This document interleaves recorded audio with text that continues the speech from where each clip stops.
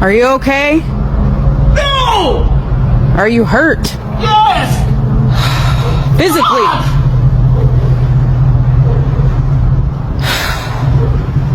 I give up! Or fucking die!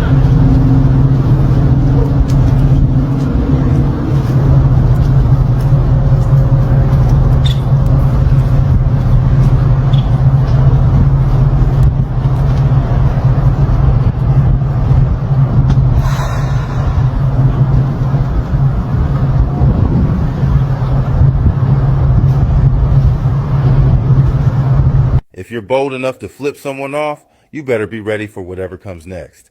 Actions have consequences, and this one escalated real quick. Was it worth it though? Let me know what y'all think in the comments. I feel like, and this is just my opinion, but I feel like the obvious worst part of racism isn't even really the racism itself, it's the gaslighting. In my opinion, really, I'd really rather white people just be like, yeah, we hate black people, and that's the reason why this, and this is happening. Like, it's just racism, like, we just hate y'all. Instead of the like, oh, you're just playing the victim, like, none of this is really happening to y'all, like, this just all in your head, like, it's not real, like, nobody hates black people, y'all can do whatever you want, we don't care. The nature of this interview is irrelevant for right now, probably make a video about it later, but I was scrolling on Twitter, that God forbidden app, and I saw this interview of this white guy interviewing this other black guy, and he was like, in my opinion, I feel like black people can reach whatever heights they want to, and racism is just in their heads. And he's like, what do you think? And the black guy obviously was like, show me where black people have the same opportunities as everyone else. And he was like naming all these flashes of these pictures of Jay-Z, Beyonce, like Michael Jordan, Michael Jackson, like, were flashing. And it's like,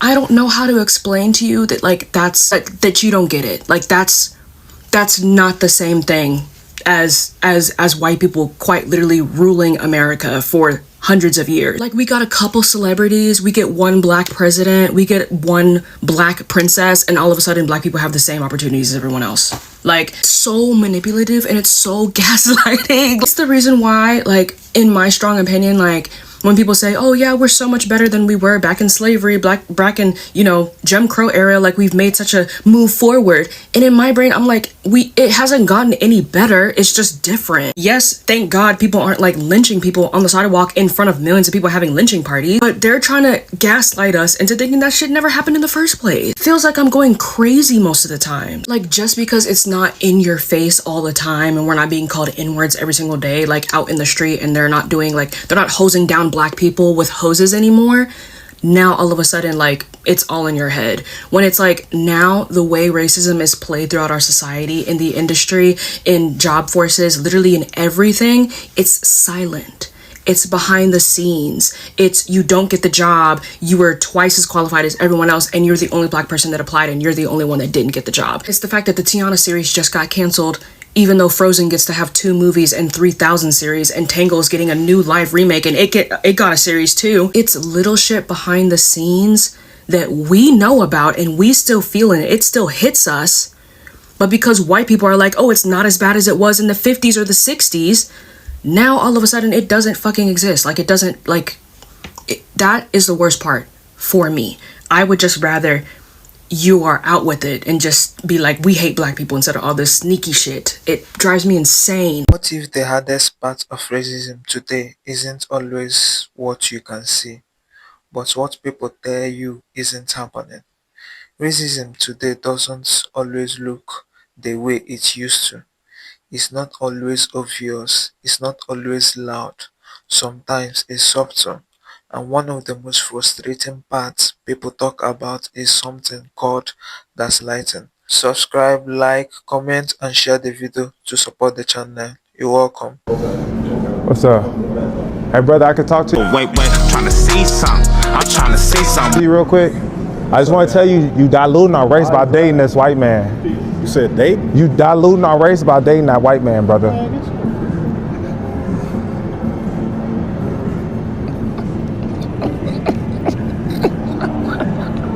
Wait, I'm trying to see something. I'm trying to see something. Wait, I'm trying to see something. I'm trying to see something. Wait. Okay, another supermarket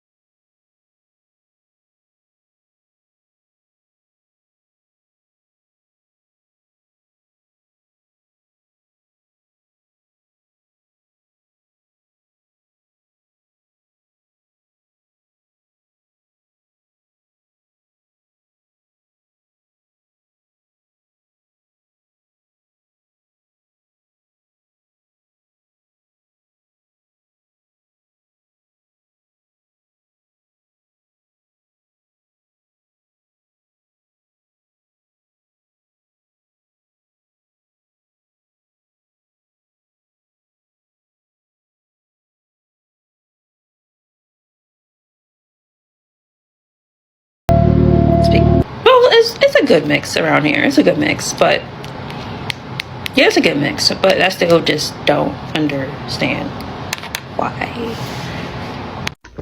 As a black woman who has dated white men in the past, these are some of the things that I've faced and heard in my relationships. One of them, my first white boyfriend always made comments about my hair, especially when I changed it, or maybe it was just like getting it done. I was wearing weaves, and I remember the first time he had touched it and he was just like, oh. I got really insecure about it, and so I would never let him touch my hair when we were being physical or just anytime. He'd be like, I don't understand why you have to wear fake hair. I was like, this isn't fake, it's human. So another time, he actually invited me to his parents' house, and I was driving from school, and he was about midway to my home, so I always would try to stop to see him. The first time that he invited me with his parents knowing, I came and we were just hanging out in the basement. Like, I was seeing his childhood through the lens of, his parents' home. And we were just hanging out when his parents got home and we came upstairs. This was really uncomfortable because when we went upstairs, his dad took one look at me and could not look at me for the rest of the night. I had no idea that his dad was racist. But even me just trying to be like, oh, do you like this? Or trying to have conversation with him, he would flat out ignore me. This was very uncomfortable. The next day I told him hey, I think your dad might be racist. And he was like, yeah, you're right. And I was like, oh, wow, why would you put me in that situation? And he was like, well, I wasn't 100% sure, but I just wanted to see how he would react. So this was also extremely damaging to my security and self because I had this feeling oh, this person chose to be with me, but it was more so just testing how much they could gauge the anger that their parent would feel for them rebelling against their wants. After years of us dating, I was always being snuck into his family house, and I would be snuck out before his dad woke up at a certain time. So I would have to drive home super early in the morning before his dad found out. So we dated for 4 years, and for that first year I had met his parents, and then he kept me a secret for 3 years. And the last year before we officially broke up, his parents allowed me to come to Christmas dinner. I sat on the couch with him, and I remember laying on his shoulder, and I remember feeling his dad's eyes just burning a hole in my skull. And before Christmas, he was like, Dad, I want to bring my girlfriend to our lake house with our cousins. I want her to meet everyone. And his dad was like, you will not embarrass me like that. So I remember I had all my stuff packed, and I was laying in my bed waiting for him to give me the answer. And he calls me and he's like, I'm sorry, you can't come. And he's like, I'm pulled over on the side of the road because I don't know what to do, if I should just turn around and go home. But it's he chose to go up north and leave me. So now my other partner was another guy that I met in college. This one was more covert. I actually remember my ex, the first one I was just telling you guys about, flying to Australia. I was doing a study abroad there. And I knew this guy, the second one, from my class, and we would just text and stuff. And he was trying so hard to take on the role that my boyfriend at the time had. And I was just I just want to be friends with you. I just want to be friends with you. And it wasn't until I knew that my first boyfriend was never going to choose. He was never going to pick between me and his family, that I finally was okay, I'm willing to give this other guy a try. Now, this other guy was a lot more covert. He actually idolized Black culture. He was obsessed with Tyler, the Creator. He loved all of the fashion and just a culture vulture.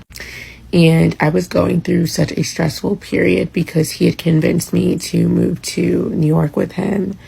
And I did. My dad had just bought me a Mercedes to have, and I ended up driving my car to New York.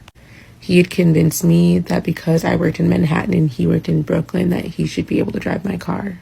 My dad also gave me $2,000 that I could have in case of emergency.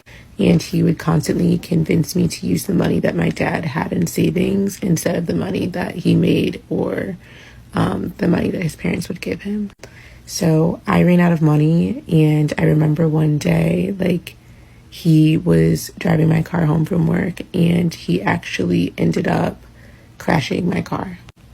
Till this day, he has not paid me a single dime for the damage that he did to my car. And his parents were like, well, insurance should cover it. He also told me that, like, because my mom lived in an apartment, that we were probably just, like, low income people. And then he ended up, like, randomly coming down to my mom's apartment and being like, oh, wow, this is a lot better than I thought. He had actually said some things like, we live in a nice house, like, you live in an apartment. And he would also send me, like, very damaging texts, like, from 6 p.m. or whenever I'd lay my head down to, like, 6 a.m. in the morning. And they would say things like, I helped heal a black girl. He would also do, like, really weird abusive behaviors, and then I would, like, dissociate or detach, and then he would try to have sex with me afterwards. I remember, like, when we had to come home from New York, I lived with his family, and he didn't want to work, like, a regular job because he was working to be an artist, and I took on 2 other jobs. So I was, like, a yoga instructor / working at the front desk, and then I remember I was, like, training for a restaurant job that would work from, like, 5 p.m. until maybe 12 midnight. And I came home from my training that night, and he was convinced I was drunk, though I had nothing to drink. Like, I literally drove home, and he lived, like, 30 minutes from the job. And he, like, screamed at me and, like, just was like, you are drunk, I know you're drunk, like, yelling at me. And I'm like, no, I'm not, like, I'm literally sober, I just worked, like, I'm tired. And when I get tired, my eyes do get really small, I do look a little high, but I promise you guys, like, I was sober. And after I, like, literally was like, bro, like, I'm so over this, like, I'm going to leave. And he, like, begged me to stay. So I came back inside, and yeah, he forced himself on me, and I was like, I don't want to have sex. And he, like, did not care. So I just laid there, and he got so upset with me. He was, I can't even sleep next to you, and, like, left me in the room to just sit in my nakedness. There's so much more, and if you guys want me to do a part 2, I can. I just noticed that this is getting a little long, but yes, there is a lot that I've endured as a black woman dating white men, and I just don't know if I will ever do it again. Unfortunately, the circumstances would have to be very different. Are you sure you live here? Oh, okay. You have ID? Do you have ID? Sir.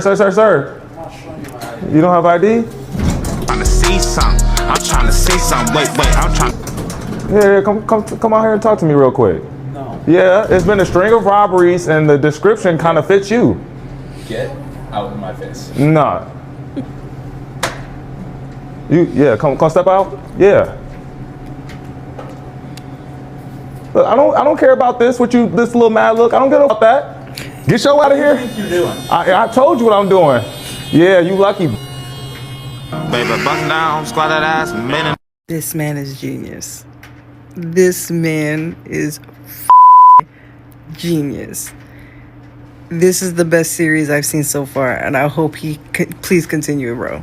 Please continue, bro, because now they gonna get so pissed off even more. Keep doing this. Gaslighting is when someone makes you question your own reality. It sounds like that didn't happen, or you are overreacting, or you are making it about race when it's not. Over time, this can make people doubt their own experiences. In conversations about racism, gaslighting can happen when people share their experiences and instead of being heard, they are dismissed.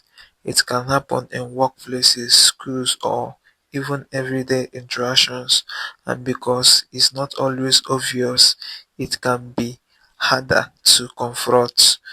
Being good is one thing, but being told your experience isn't true, that can feel isolating. So, what do you think? Is gaslighting one of the biggest issues in conversation about racism today, or is it something else more damaging? Drop your thoughts in the comment section, like, subscribe, and follow for more updates. You're welcome.